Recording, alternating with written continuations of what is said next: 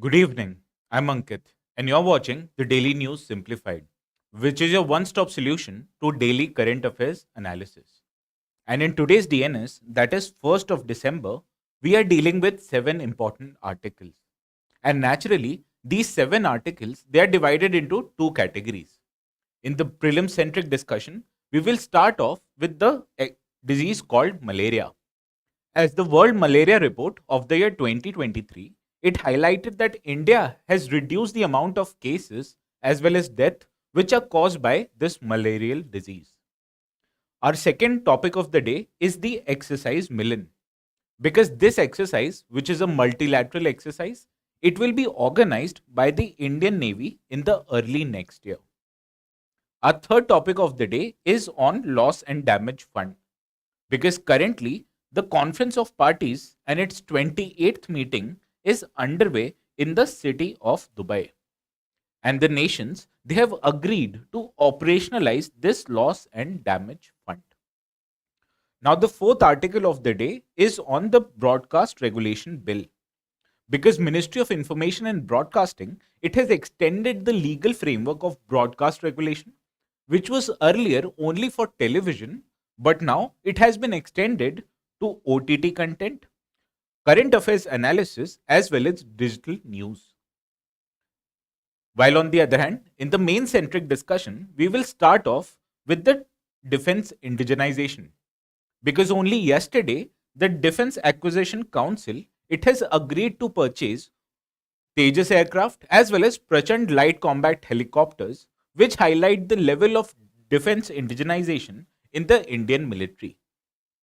Further, the second mains related topic is on the issue of sixth schedule.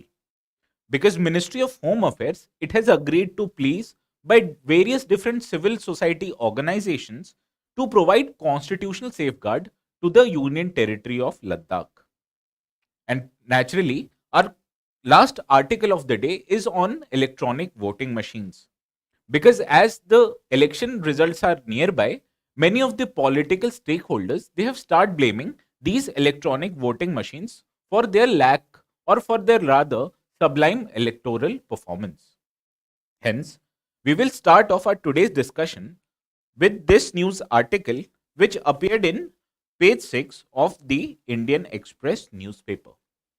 Now, this news report it states that according to World Malaria Report of the year 2023, India has been able to reduce its malarial cases by 30%, whereas India has also reduced the death caused by malaria by 34%.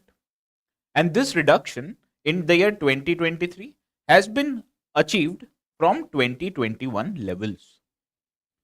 Now, globally, India accounts for about 1.4% of total malarial cases. Whereas in terms of death, India only accounts for 0.9% of total global death, which is caused by this malarial disease. Now, why are we discussing this topic? It is because UPSC in GS Paper 2 syllabus, it highlights issues relating to development and management of social sector and services, especially with focus on the issue of health. Hence, we have also curated a practice question on this particular malarial disease because a similar question which was asked in the year 2017 it appeared because the Zika virus was in news back then. But before solving this model question, let us first know more about what is this malarial disease. Now, this malarial disease is a life threatening disease which is caused by parasites. Now, this type of disease it is transmitted in different persons by two different methods. The first method is that when an infected mosquito, which is usually a female Anopheles mosquito, it bites a person, and if that infected mosquito, which contains malarial parasite, it is then transmitted into persons, thereby causing the malarial disease. Whereas on the other hand, this type of transmission can also happen because of blood contamination. Because our red blood cells they carry this malarial parasite, and when an infected blood it is transmitted from one person to another, it can also cause this malarial disease. Now, the parasites, the causing parasites, it is of 5 different species. And among these 5 species, the the Plasmodium falciparum as well as Plasmodium vivivax, it is the highest causing parasites which result into malaria. And as far as India is concerned, over 40% of malarial case they can be attributed solely to this vivax parasite. Hence, you can understand what is the load of these two parasites in terms of causing malarial infections. Now, what are the symptoms when a person is infected with malaria? He or she can show. These symptoms, it includes fever, muscle aches, fatigue, as well as other symptoms such as sweats or headache. Now, how can you diagnose this particular disease? They can only diagnosed by by undergoing blood tests. Now, vaccines for this kind of disease is also available in the market. The most popular vaccine is called Mosirix, which is this kind of a vaccine. Whereas on the other hand, Matrix X is also another popular vaccine. Now, in terms of malaria, India, it wants to achieve malaria-free India by the year 2027. Whereas on the other hand, India wants to eliminate malaria by the year 2030. Hence, you can see the amount of cases in India is reducing gradually. And this has been attributed to various efforts which has been undertaken by the government. Now that we know more about this malarial disease, let us solve the model question. With reference to malaria, consider the following statements. The first statement, it says that the malaria, it spreads only through the bites of infected female Anopheles mosquito.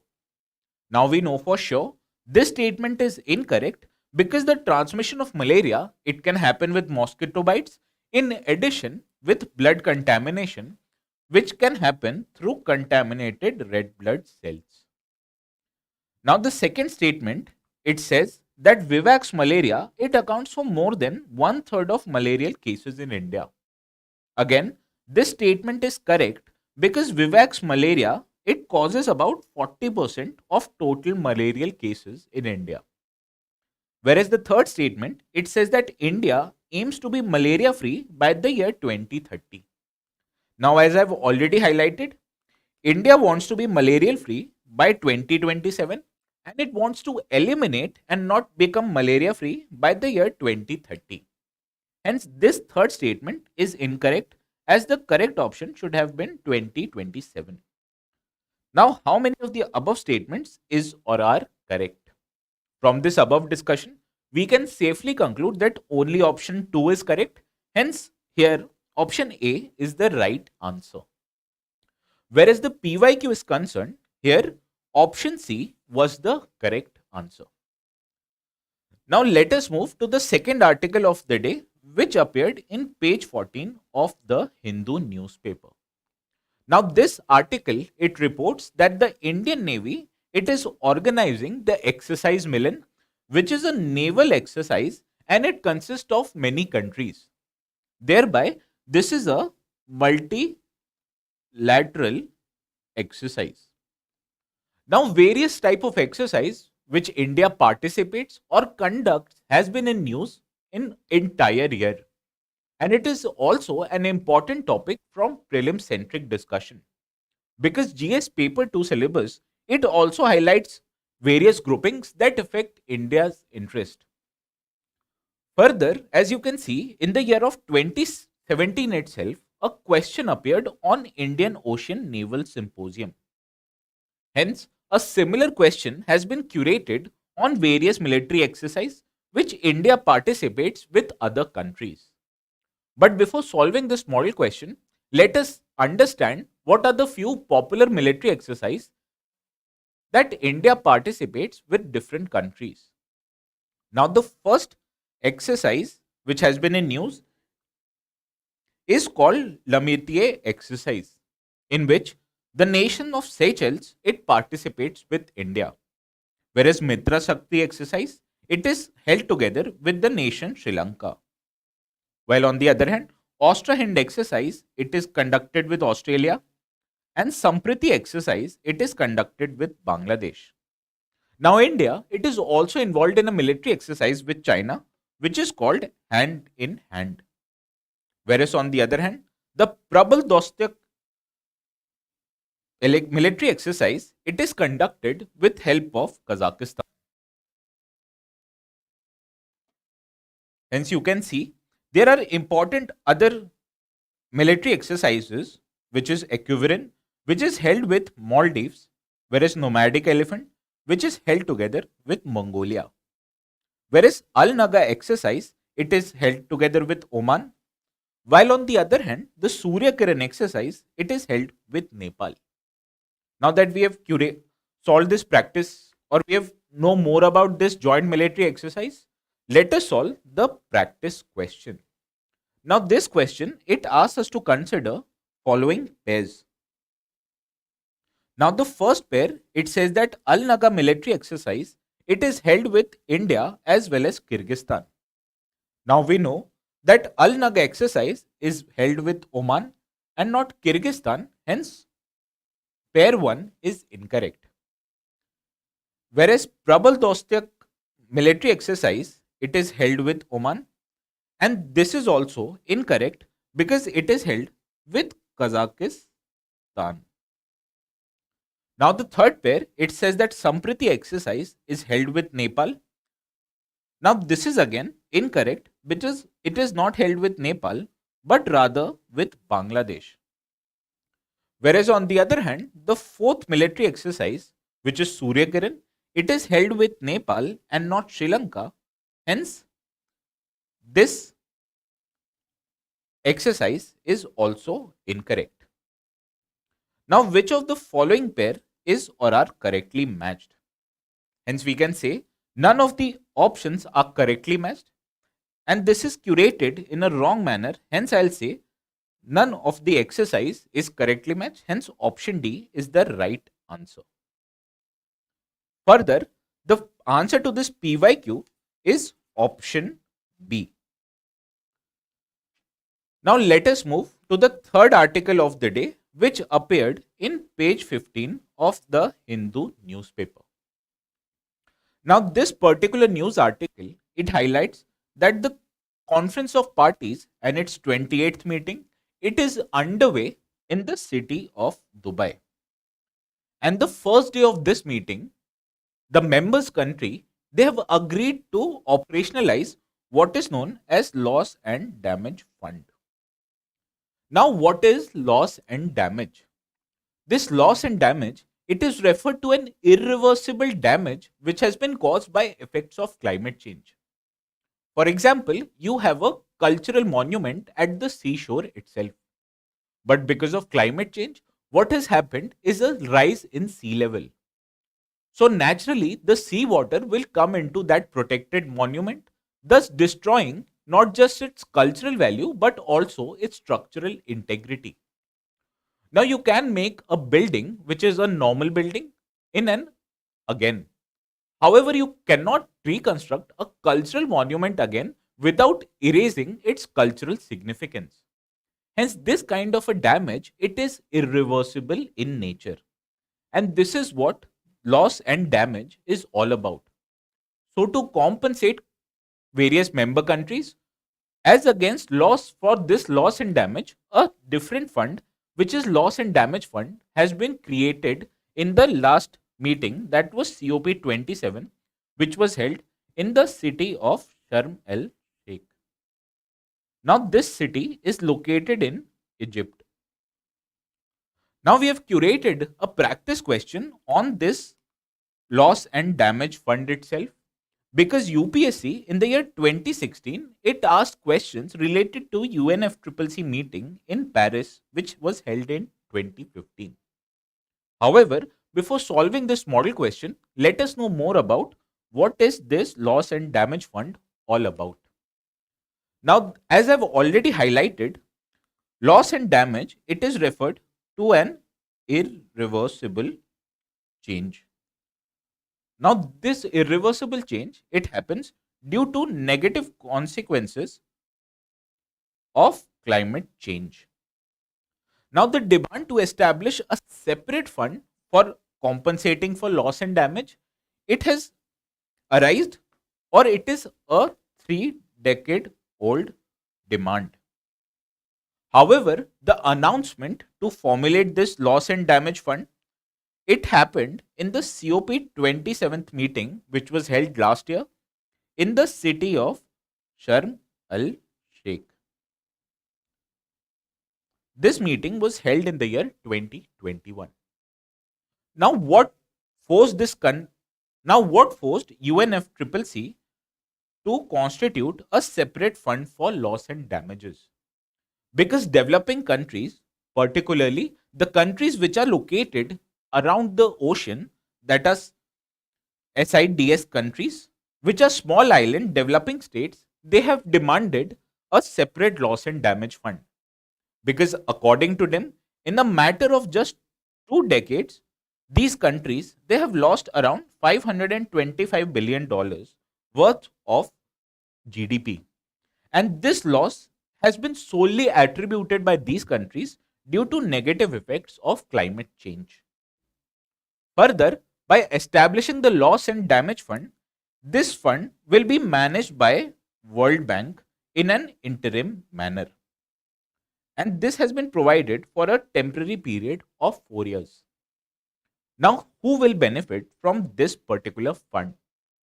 Now, this particular fund has been opened to all developing countries.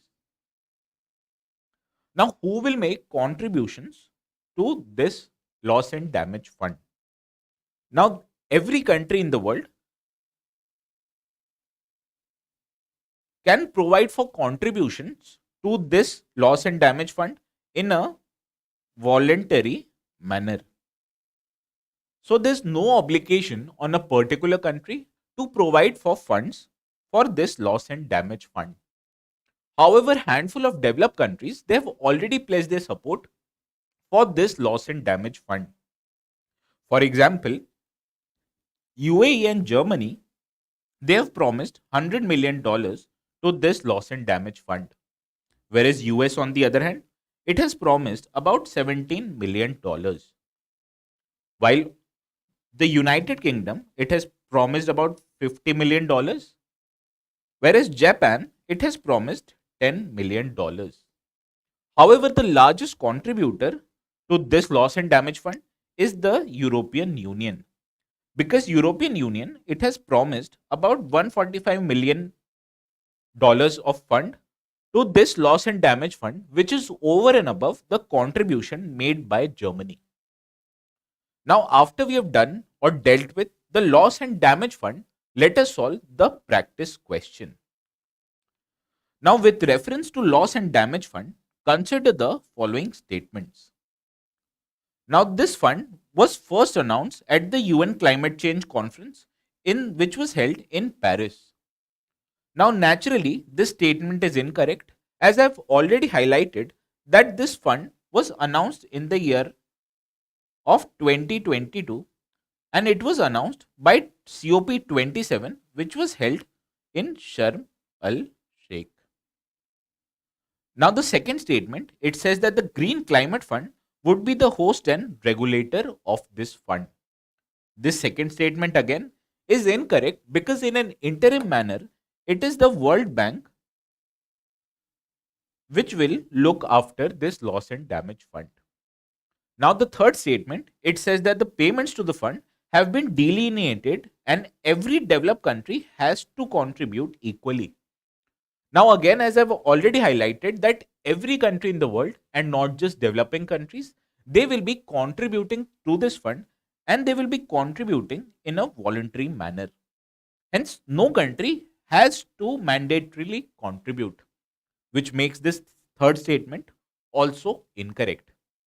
Hence, according to our discussion, option D is the correct answer, as none of the above statements are correct. Now, what was the answer of this PYQ of the year 2016?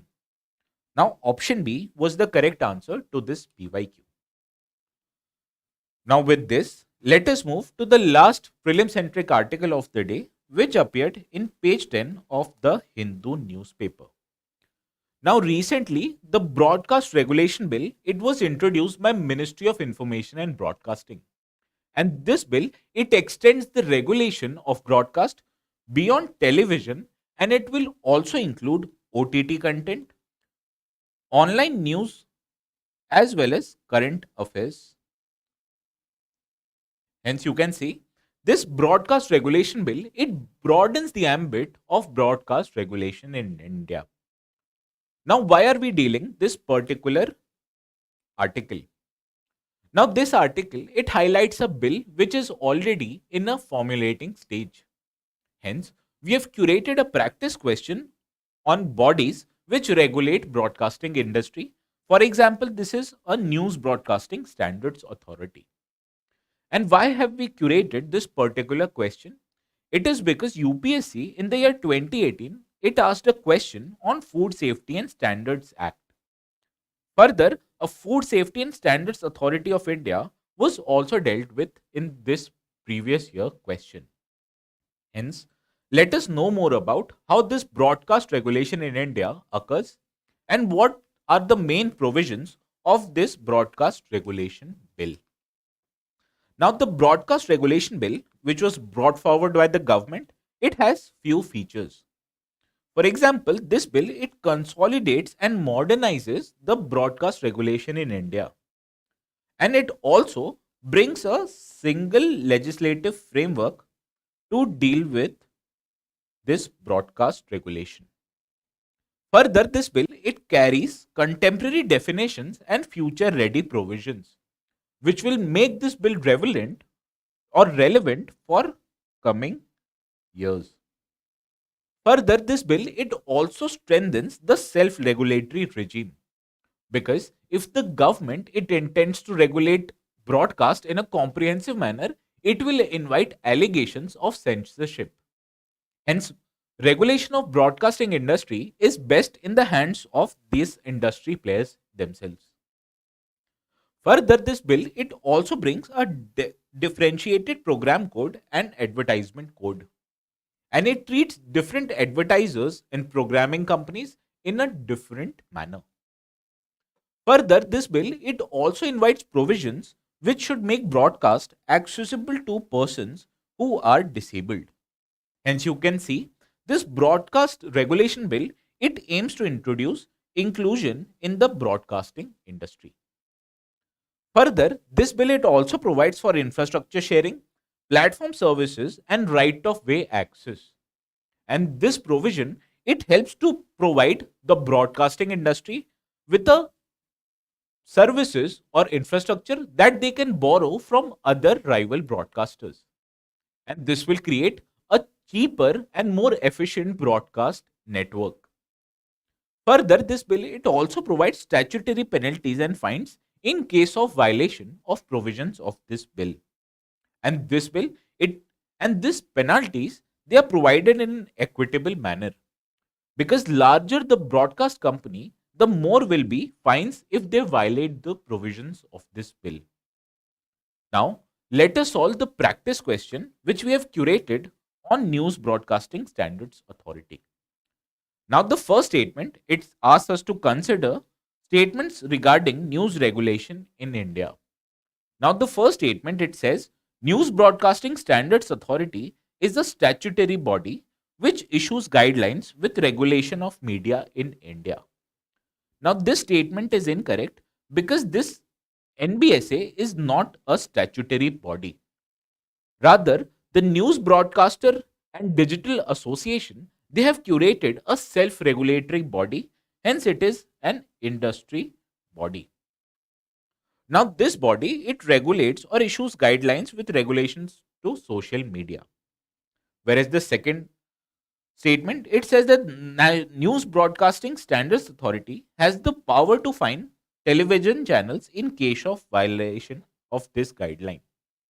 Now, this statement itself is correct because although this is an industry related self-regulatory body, however, this body, it is also endowed with provisions to fine the errant television channels. Hence, from this above discussion, we can safely say that option B was the right answer. Whereas, as far as 2018 PYQ is concerned, here option A was the correct answer.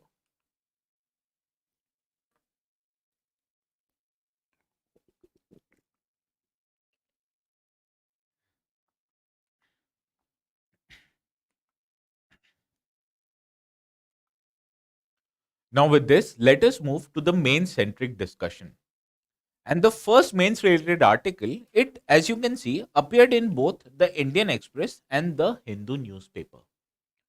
Now, this news article, it highlights that the Defense Acquisition Council, which is chaired by the Defense Minister of India, it has approved acquisition of 97 Tejas fighter aircrafts as well as 156 Prachand light combat helicopters. Now, what is significant about this DAC's decision?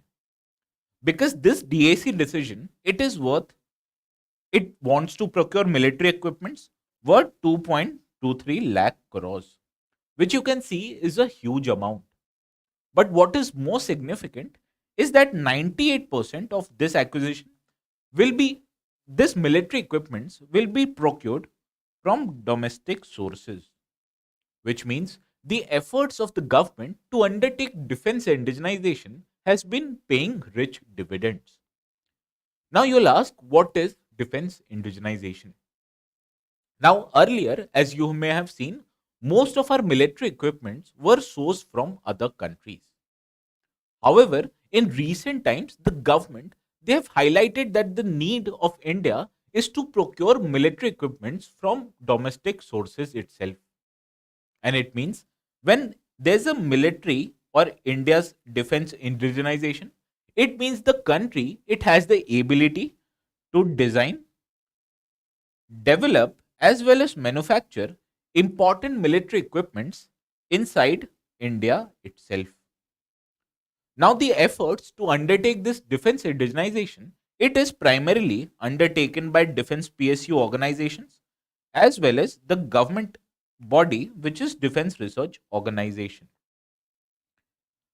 Now, why are we dealing with this particular topic?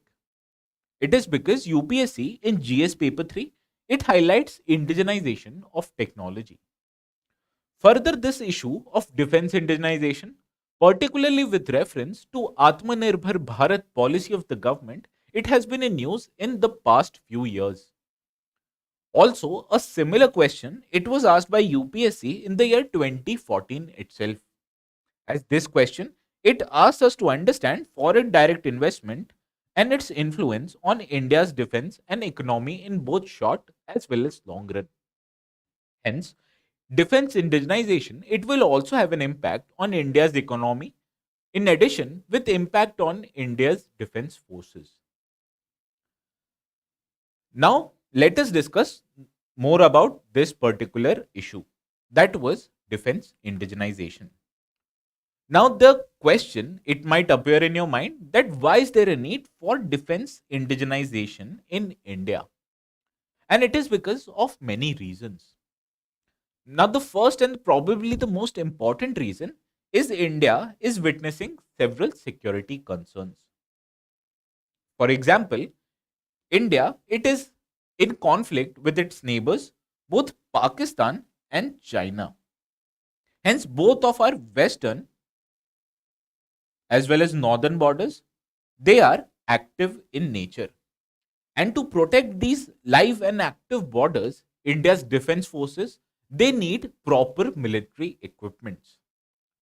But the need of India's defense forces previously, it was met only through imports, which made India dependent on foreign military equipment manufacturers. However, if India it manufactures this defense military equipments inside its country itself, this will reduce our reliance on imports. Further, India is also involved in undertaking reforms in its military structure. Because India's military, it is currently more manpower oriented. However, India wants to rationalize this manpower of its military and it wants to build the capacity of military with the help of technology.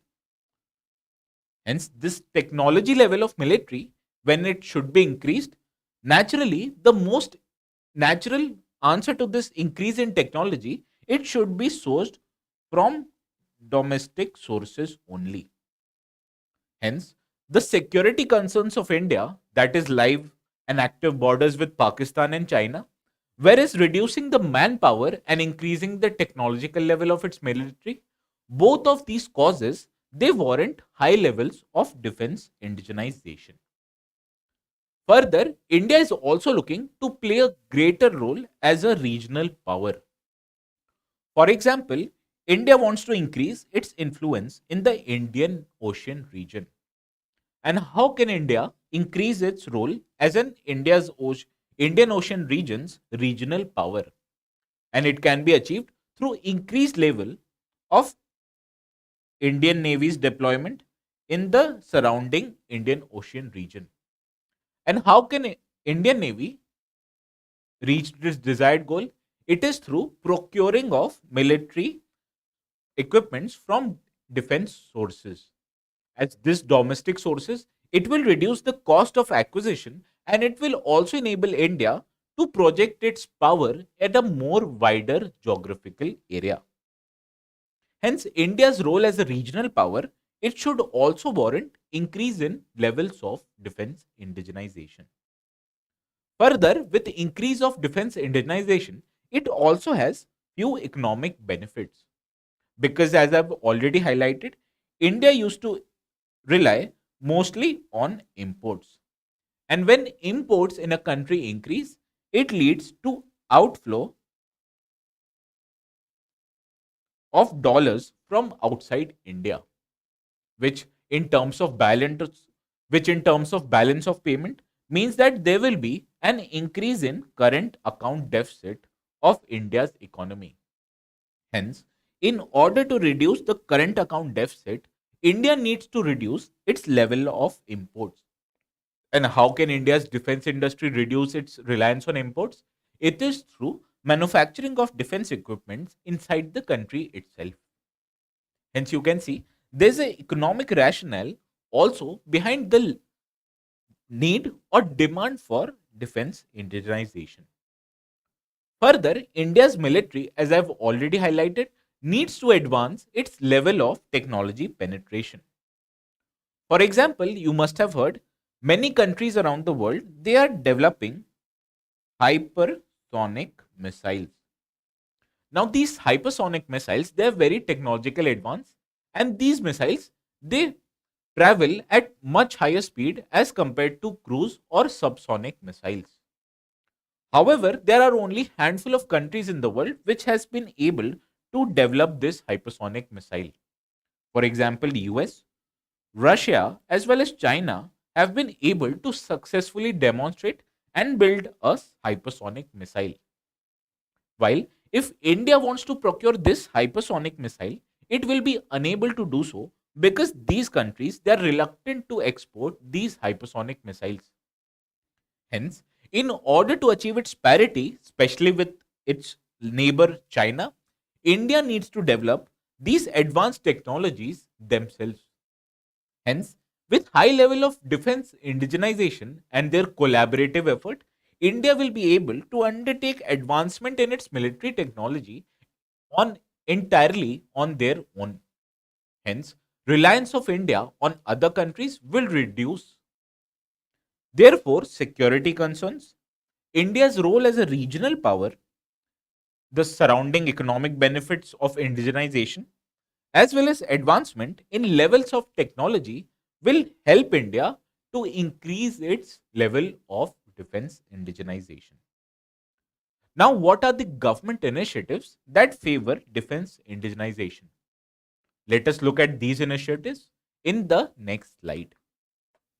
Now, the first initiative, it is called as Draft Defense Production and Export Policy, which was brought in the year of 2020. Now, this policy, it aims to increase India's defense production by 2 times till the year 2025. Also important is India's defense acquisition procedure, which was also brought in the year of 2020. And what this procedure wants to do is that it wants to empower the India's domestic industry through Make in India project. As when India will be able to manufacture these military equipments inside its own country, it will achieve the government's policy of Atma Nirbhar Bharat, which is a Hindi word for self reliance. Further, India brought forward a revolutionary policy which was called a strategic partnership model. Now, what is this strategic partnership model? In this model, a private Indian company will collaborate with a foreign original equipment manufacturer, and this foreign OEM, which is an expert, it will provide a technology transfer to this private company. And naturally, this private company, with the help of foreign technology, will manufacture military equipment inside India. Further, the government it also introduced a portal which was called Srijan Portal.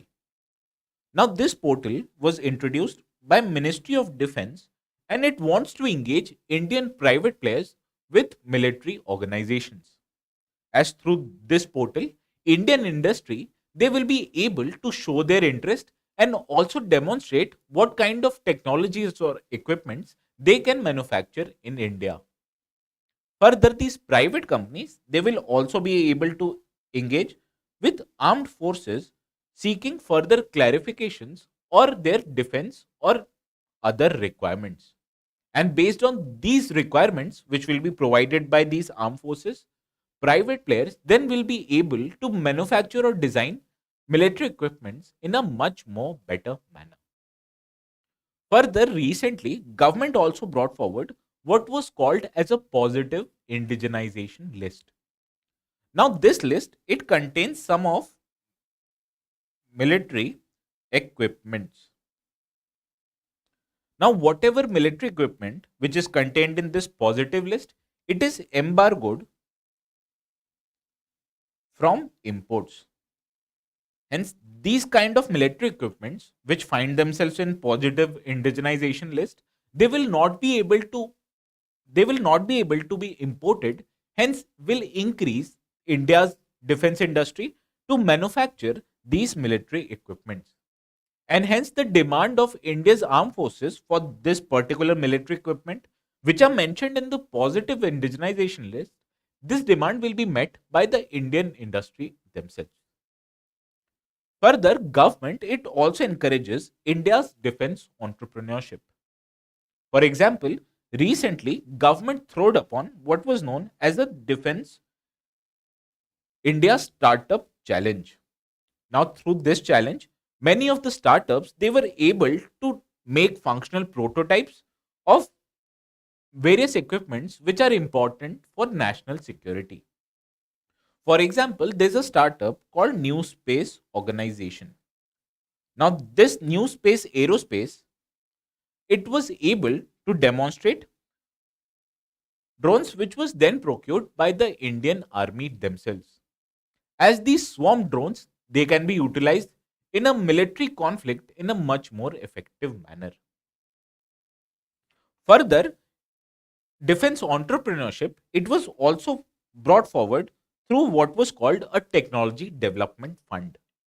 As through this fund, both public sector organizations as well as private industries, they will be able to build and design cutting edge technologies, military equipment. And when Indian military or Indian defense forces, they procure these cutting edge military tools, it will enable them to gain an edge over their regional rivals. Further, India also provides for defense industrial corridors in two states, and these are Tamil Nadu as well as Uttar Pradesh. Hence, two regions in both Tamil Nadu and Uttar Pradesh has been developed as industrial or defense industrial corridors. As this industrial corridors, it will enable companies to set up their manufacturing locality in this particular corridor. hence increasing the defense entrepreneurship in India. Now, naturally, these initiatives they've also faced several constraints in implementation or increasing the level of India's defense indigenization. Now, what are these constraints that companies or government faces in increasing the defense indigenization? The first is that there is an absence or lack of overarching organizations. Before currently, because currently most of the defense indigenization initiatives it is undertaken by defense PSUs, DRDO, or private companies. However, as you're able to see, all this efforts towards indigenization it is undertaken in a siloed manner because there's no overarching organization which is able to coordinate all these efforts. Hence, in absence of overarching organization, what has resulted into disjointed development. And this also increases the level of duplication because companies they're not able to collaborate of their resources. Hence, these efforts they are largely lack of synergy. Further, this lack of overarching organization it is also combined with absence of a comprehensive policy because most of the efforts of Department of Defense production it is undertaken to increase the defense indigenization only in terms of spare parts. Hence, you can see because of lack of or overarching organization and absence of a comprehensive policy, what has resulted into a segregated, siloed approach towards development. Further, this is also plagued by level of skewed decision making because currently most of the Indian defense military procurement they are done keeping short term goals in mind because India it does not have a national security doctrine. And in absence of a national security doctrine, what has happened that there is no long term policy that should warrant defense or development of defense equipments. Hence, these short term goals are only fulfilled by defense organization, whereas long term aims of India's military and its level of indigenization is not taken care of, leading to skewed decision making. Further, development of military technologies, as we know, is a long gestation project. For example, India started developing LCA Tejas aircraft back in 1980s. And these aircrafts they are being procured by Indian Armed Forces or Indian Air Force in particular in the year of 2023. Hence, you can see this Tejas light combat aircraft it is a fourth generation aircraft. Whereas on the other hand, India's Air Force it requires not fourth generation aircraft but 4.5 generation aircraft. Hence, because of long gestation project, that there has been what is called a technological delay, and this technological delay has resulted into suboptimal levels of technology in our India's current equipments. Hence, this is what happens when there is a significant delay in the technological development. Further, another problem with India's defense indigenization program is lack of private sector participation. Because most of the manufacturing of military equipment it is undertaken by defense PSUs such as HAL, DRDO as well as ordnance. Sorry for the interruption. Let me again start this.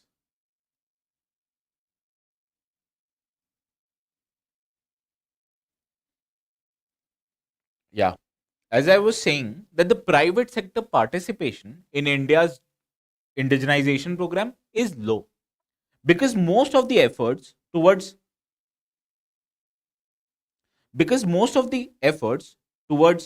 these manufacturing of India's defense equipment, it is undertaken by the public sector themselves. Whereas on the other hand, private sector participation, particularly with that of micro, small, and medium enterprises, it is only relegated to manufacturing of spare parts. Hence, in absence of an adequate private sector participation, India's defense indigenization efforts is underwhelming. Now, what should the government do in order to remove these constraints? The first issue or the first attempt which the government should undertake in order to increase the levels of indigenization is to provide proper funding. And this should be done in two manners. First is India should provide increased budgetary support to its Defense Development Organization, which is DRDO. Further, India should also create a non lapsable defense modernization fund. As this non lapsable defense modernization fund, it was suggested by the 15th Finance Commission. And the use of this fund should be to procure important military assets for India's armed forces. Hence, after solving the funding requirements of indigenization, the government it should also look to resolve the procedural issues. Because procedural issues in design, development as well as testing has created long gap between project ordering as well as delivery. Hence, in order to reduce the long gestation period, the government it should focus on resolving this procedural issues. As procedural issues, they hamper in achieving an adequate levels of technology, which is very much important for development of military equipments. Further, the process of indigenization it is also plagued by various allegations of corruption. Hence, in order to reduce these allegations and chances of corruption, as well as reduce the disjointed or duplication of efforts which is undertaken by defense forces, the government should focus on increasing both accountability and transparency of its procurement projects. Because by bringing them online and awarding the tenders to the best companies possible, India will be able to increase the levels of accountability as well as transparency in the entire acquisition process. Further, the government it should also provide innovation, and this should be done by adopting what is called a 5I approach. Because government it should first identify what are the fields of technology that should be taken up for this defense indigenization. And when the government is able to identify, it should incubate the idea, which will help the government to undertake innovation with the help of private sector companies. Further, when India has been able to achieve this 3I, it should further look forward to integrate as well as indigenize its military technology. Because only if India is able to integrate its efforts and procure these developed tools for India's military, then it will be able to effectively indigenize its armed forces and its military equipments. Hence, by increasing the funding through a non lapsable modernization fund, resolving the procedural issues which plague our projects, increasing their accountability and transparency of acquisition projects, as well as promoting innovation, will help India achieve the desired level of its defense indigenization. Hence, this was all for today's discussion on our first mains related article. And with this, let us move to the second mains related article, which appeared on page 14 of the Hindu newspaper. Now, this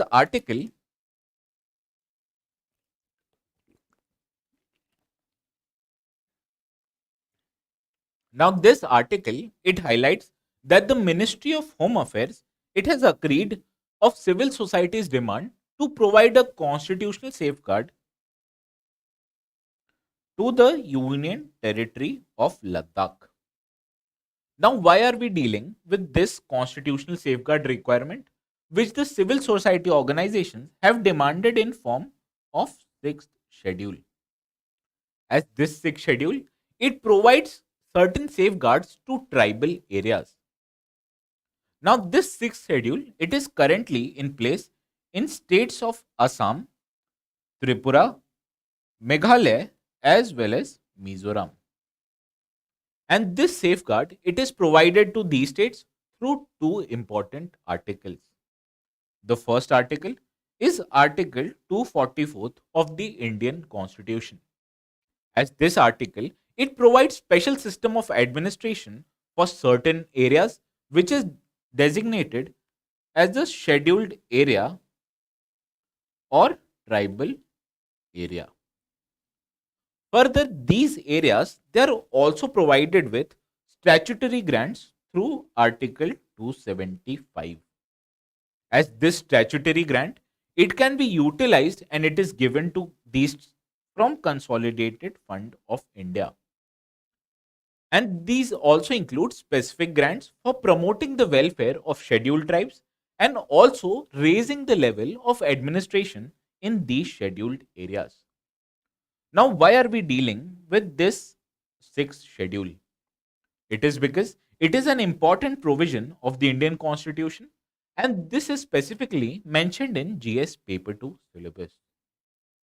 Further, in the previous year question of the year 2013, we can see and ask a question, it specifically occurred on Article 244. And this question, it wants us to analyze its impact or the impact of its non-implementation of provisions of fifth schedule. Hence, with this regard, sixth schedule is an also important topic for UPSC mains exam.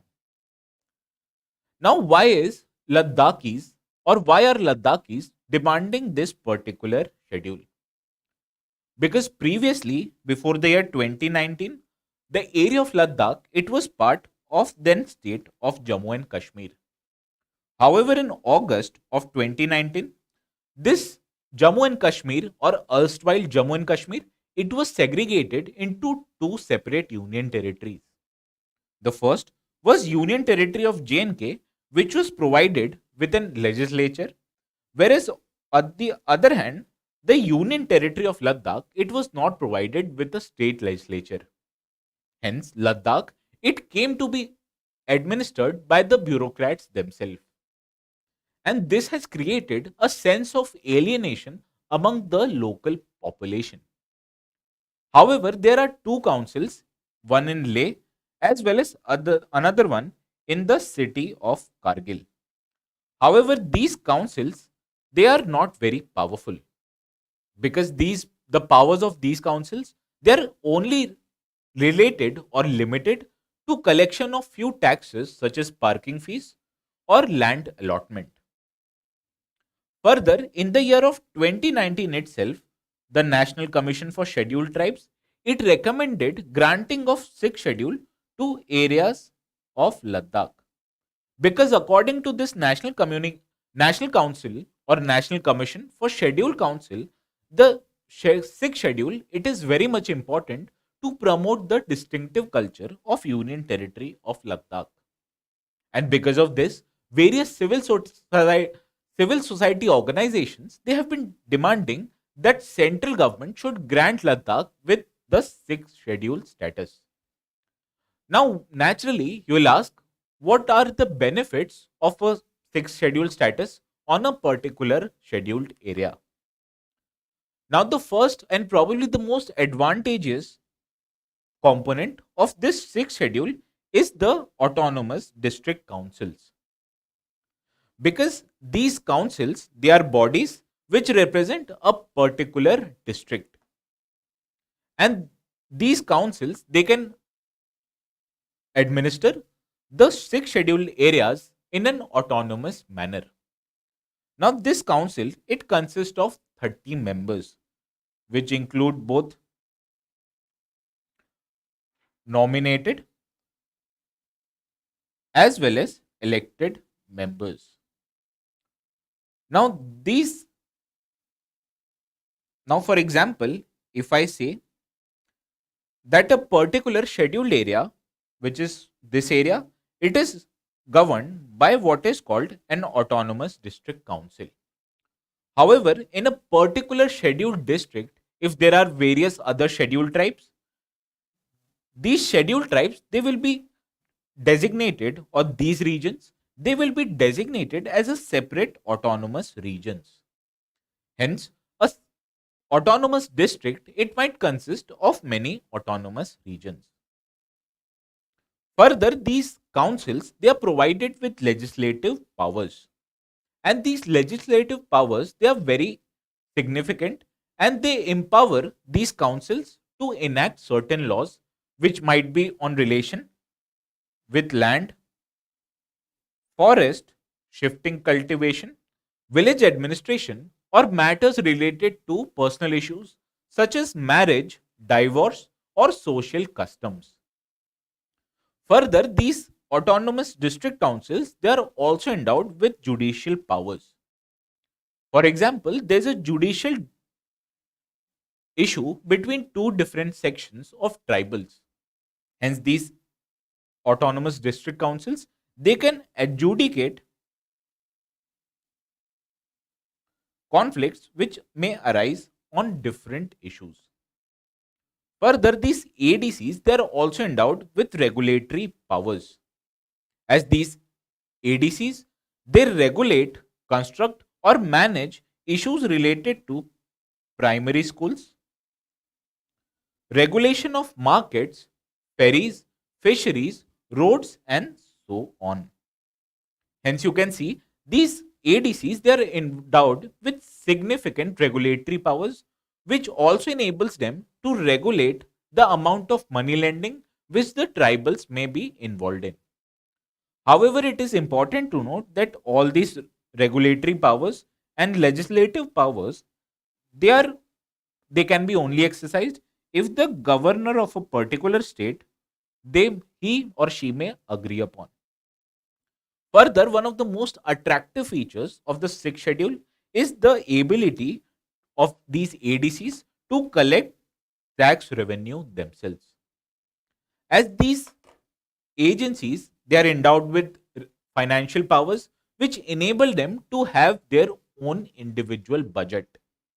As these budget and revenue accounts, they enable succession or sufficient governance by these ADCs.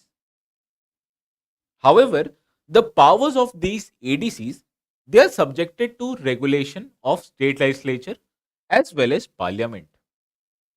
For example, the acts which are passed by these ADCs they will be approved by either president or governor. For example, as far as Assam is concerned,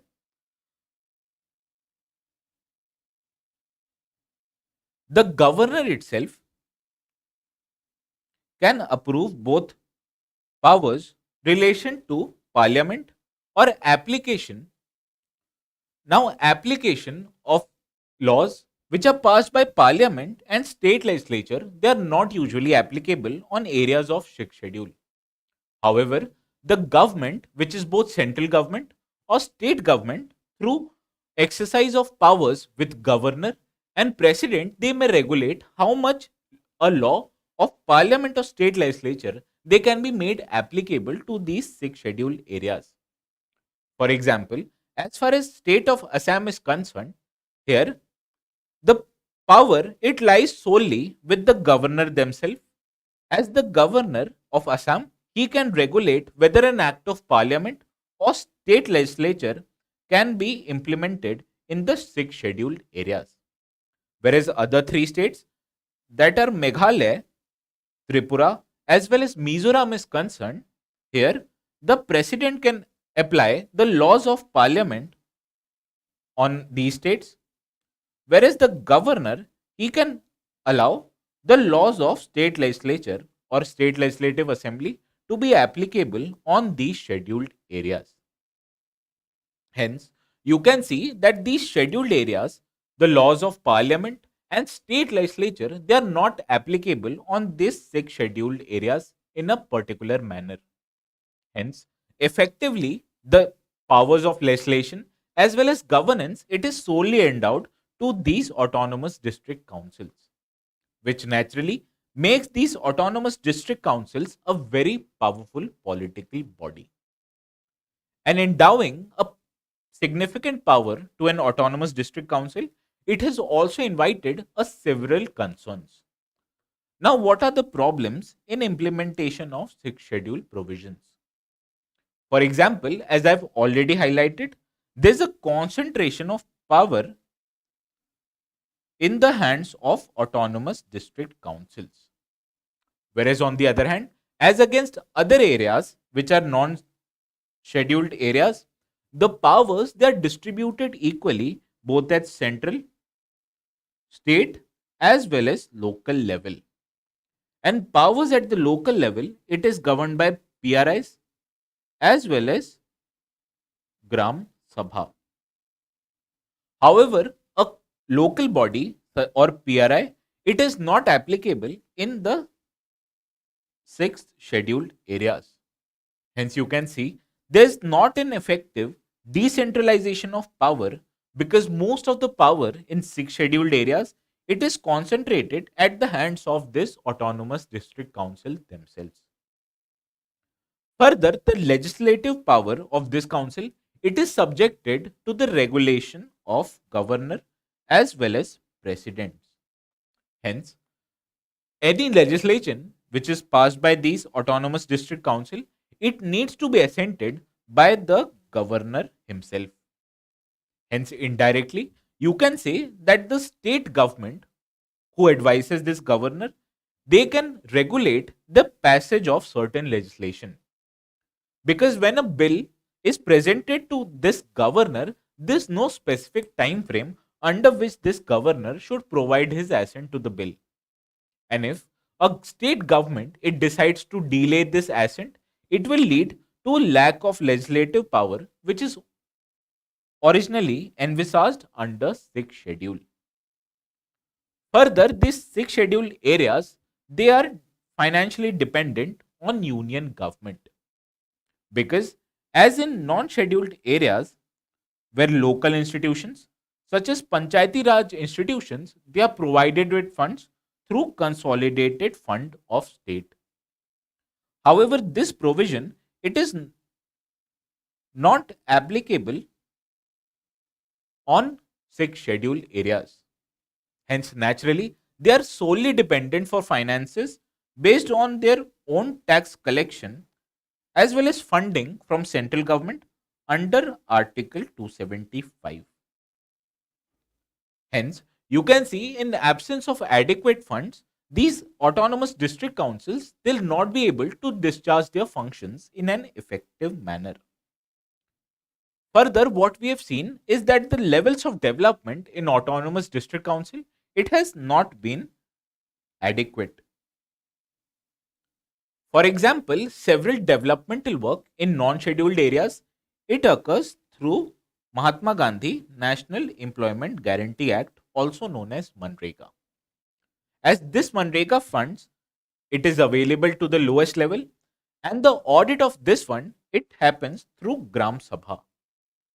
However, this body called Gram Sabha it is not present in cases of six scheduled areas.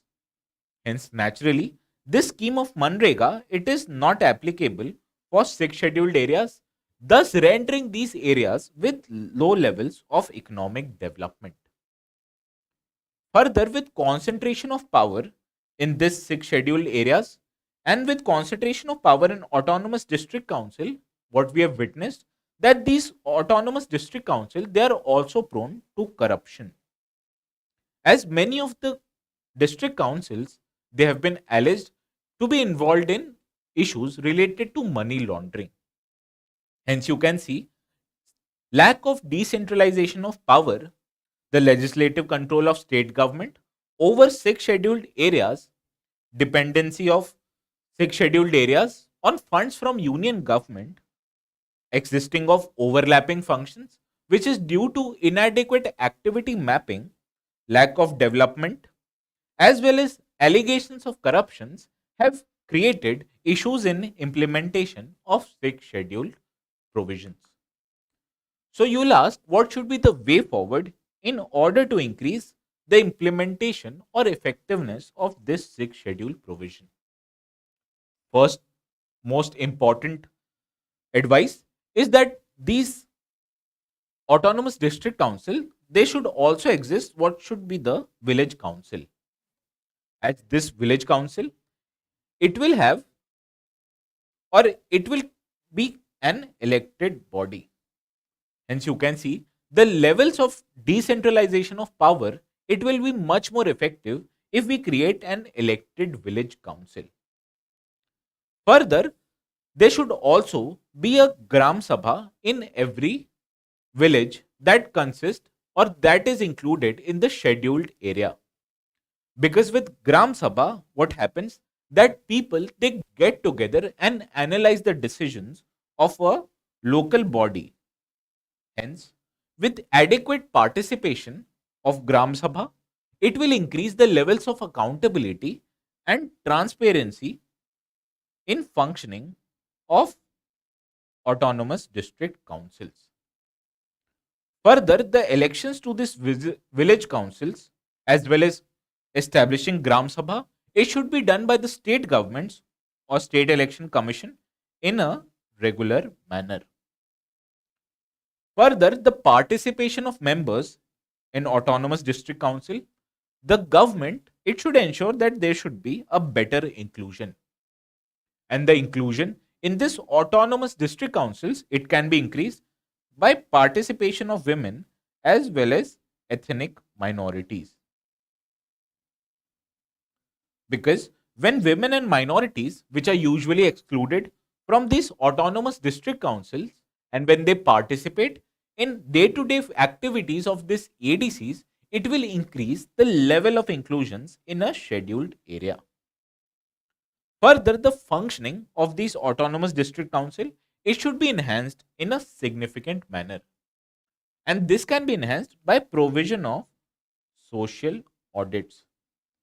Because if we create Gram Sabha and enable these Sabhas to undertake social audits of various decisions of autonomous district council, it will not just increase the transparency in its functioning, but will also increase the levels of accountability. Hence, the crux of this discussion is that the six scheduled areas, they need to be endowed with various transparency and accountability measures. And how can this transparency and accountability be increased? Is by further decentralization of power, especially through village councils as well as establishing Gram Sabhas. Hence, this was all for today's discussion on sixth schedule of the Indian Constitution. Now, with this, we come to our last article of the day, which is on the electronic voting machines.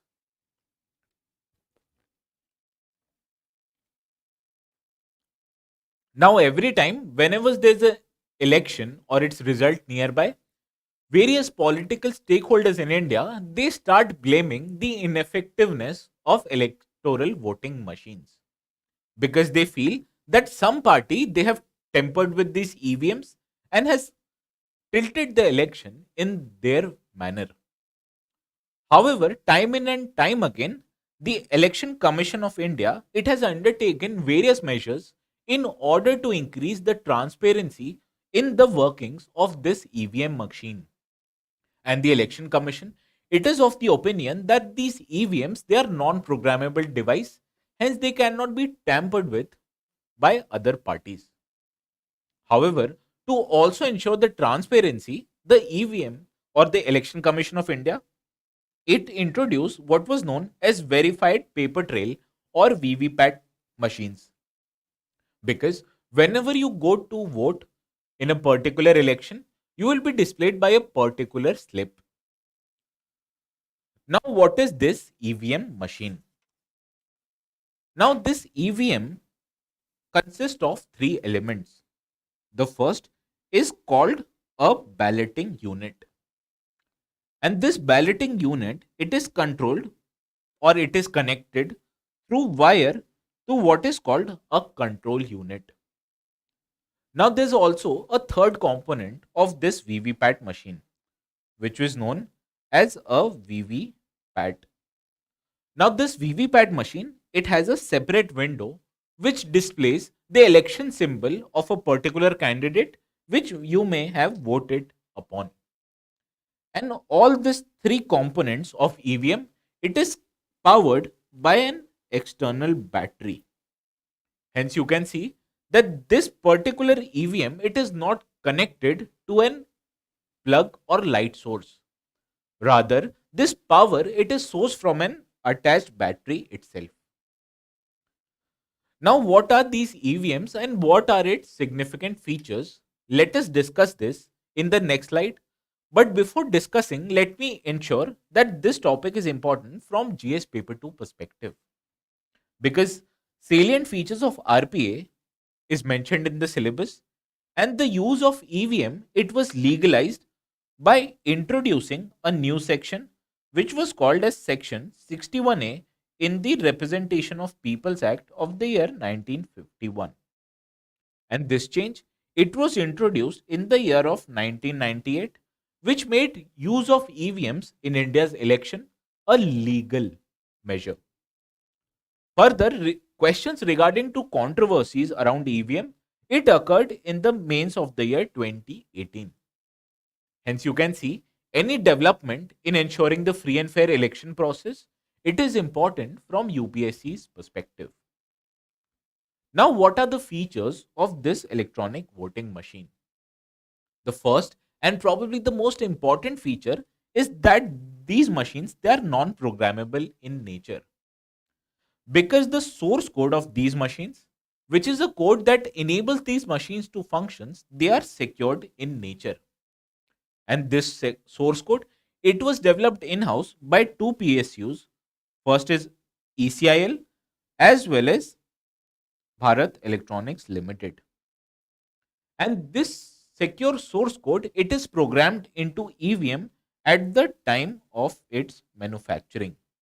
And this source code, it cannot be changed at a later date, thus making these EVMs non-reprogrammable in nature. Further, these machines, they are not controlled through any external communication. For example, are these mobile phones, they are connected through mobile network as well as Wi-Fi's. However, such source of election or external communication is absent in case of EVMs, because the only source that they are connected to is the power through battery. However, when they are not connected to an external connection or communication system, this will make EVM secure from hacking measures. Further, these EVMs, they are also endowed with a significant feature, because you can only give one vote at a particular time in these EVMs. And in order to make this EVM to accept another vote, the election officer, he should press another button. Hence, without pressing the button, you cannot give another vote, which makes this EVM safe from concurrent voting. Further, always there's a time stamping of votes in these EVMs, which makes these EVM very much secure, as the timestamps of vote, it is endowed in these EVMs. Further, these EVMs, they also have a self-diagnostic capabilities, which enable these machines to shut down in cases of tampering. Further, Election Commission, it has also brought forward various procedural checks and balances to ensure the functioning of these EVMs in a more effective manner. For example, what Election Commission of India does is that it undertakes functional checks, trial runs, random allocation of machines, as well as multi-stage texting. Because these procedural checks, it enables Election Commission to check the verification or efficacy of these particular EVMs. Now, Election Commission, it also introduced a layer of transparency in functioning of these EVMs, because these EVMs, they continue to be connected to a independent machine which is called as a verified paper trail. As these VVPAT machine, they display the election symbol of a particular vote. Hence, when a voter presses the button on the balloting unit of EVMs, he or she, they can witness the election symbol, which increases the level of transparency in functioning of these EVMs. But further, in order to reduce the allegations of tampering or hacking of EVMs, what Election Commission of India did was that it introduced the use of VVPAT. As these VVPAT, it came to be connected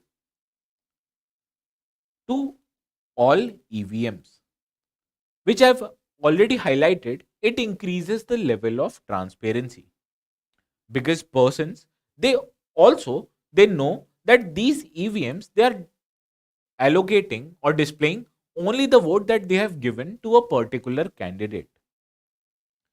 Further, what ECI did was that it enabled the counting of VVPAT slips, because the political parties in India, it wanted the Election Commission of India to tally the votes which are there in EVMs with that of votes that are there in VVPAT. And a definite percentage of votes is tallied with using these VVPAT slips, and 100% of all VVPAT slips, they match the data with that of EVMs, therefore successfully signifying that EVMs, they cannot be tampered with. Further, in the year of 2017, Election Commission of India, it also invited political parties by challenging them to tamper with these EVMs. However, no political party in India, it came to that challenge and was able to tamper with India's electoral voting machines. Further, Election Commission of India, it also invites participation of political parties in various stages of election. For example, when Election Commission of India, it undertakes checking, it also invites volunteers from a political party, thus ensuring that all the checks and procedures have been undertaken. Further, the Election Commission of India, it also allows members of political party to sit outside the place where the EVMs are stored. Hence, the entire political system of the country, they are able to know that the election process in India, it is not tampered with by any external source. Hence, what the Election Commission of India, it has able to achieve, that the levels of election in the country is both free as well as fair from interference. However, Election Commission of India, they also need to undertake few other changes. First of all, that Election Commission of India should hold regular demonstrations by teaching people how to use an EVM and how EVM, it translates into free and fair election. Further, it should also educate voters in order to be in order to know how when a that how or when a political party, they may undertake efforts to undermine India's election. And when a voter is aware of other illicit practices, then he or she will be able to vote based on their own account. Hence, by holding regular demonstration as well as educating voters is a way forward in order to increase the efficacy of India's election process. Hence, this was all for today's discussion of Daily News Simplified. And with this, you can now ask me your doubts in the comment section below.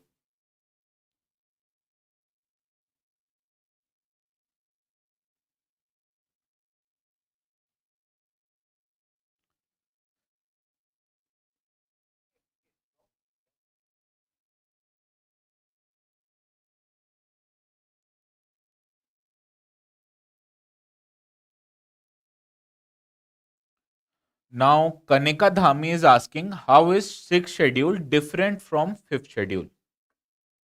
Let me go back to the slide. Now, as you've seen, that there are two provisions for scheduled area in the Indian Constitution. First, as we have already discussed, there's a demand for sixth schedule, whereas also there's a fixed schedule which deals with scheduled areas in states other than Assam, Meghalaya, Tripura, and Mizoram. However, the levels of power that exist between fifth schedule bodies as well as sixth schedule bodies, they are very much different. For example, there's a tribal advisory council which is formed in fifth scheduled areas. And this tribal advisory council, they are advisory body which is a creation of state legislature. However, on the other hand, the autonomous district councils which function under six scheduled areas, they are a creation of Constitution of India. Further, these autonomous district councils, they have legislative, judicial, regulatory powers in addition to tax collection powers. While on the other hand, the Tribal Advisory Council, it is just an advisory body which advises to the state government regarding issues related to administration of fifth scheduled areas. And they can only deal with matters which are referred to them by the governor themselves. Hence, you can understand that the powers with ADC, it is much more higher than that of Tribal Advisory Council. Now, Khabri Lala, he's asking, can malaria be transmitted through air-to-air method like COVID? Now, let me go to the slide before I address your question. Now, as I've already highlighted, that the malaria, it can be caused by two causes, or it can be transmitted by two causes. The first is that it can be caused by infected bites of a female Anopheles mosquito. Further, malaria can also be caused by contamination of infected blood. However, Khabri Lala, air-to-air transmission of malaria, it is not possible in case of malaria, because this malaria parasite, it infects your blood and not your respiratory system. Now Khan, he asks, sir, there is no disadvantage of the EVM. Now, no, Khan, let me go to the slide before I answer your question.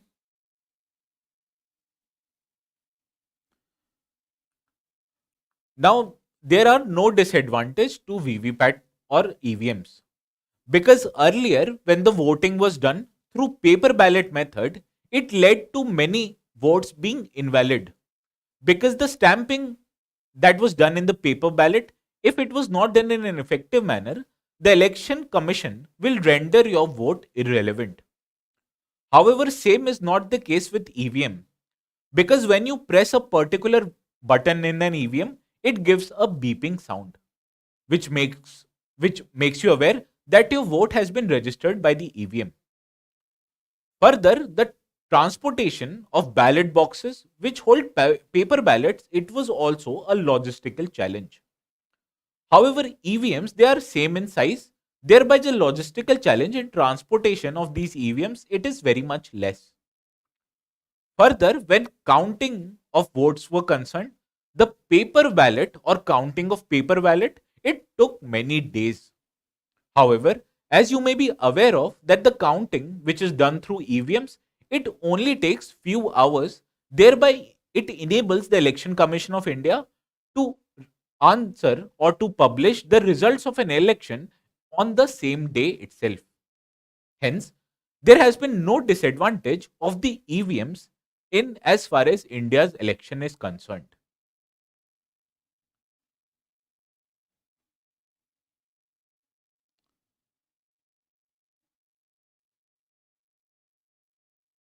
Now, there are no more questions.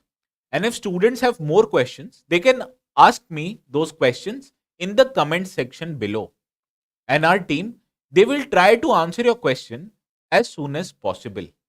And with this, I conclude our today's session of Daily News Simplified, and I'll see you again, or someone else will see you again tomorrow at 6 p.m.